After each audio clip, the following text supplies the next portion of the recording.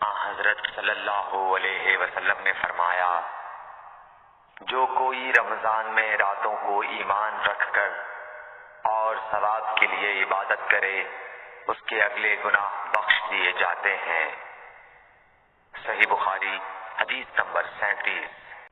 حضرت صلی اللہ علیہ وسلم نے فرمایا، جس نے رمضان کے روزے ایمان اور خالص نیت کے ساتھ رکھے اس کے پچھلے گناہ بخش دیے گئے۔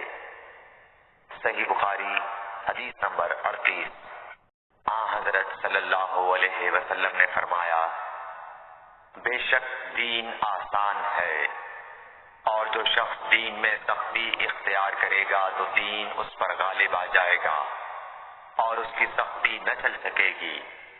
بس اس لیے اپنے عمل میں پختگی اختیار کرو اور جہاں تک ممکن ہو میانہ روی برتو، اور خوش ہو جاؤ کہ اس طرز عمل سے تم کو دارین کے فوائد حاصل ہوں گے، اور صبح اور دوپہر اور شام اور کسی قدر رات میں عبادت سے مدد حاصل کرو۔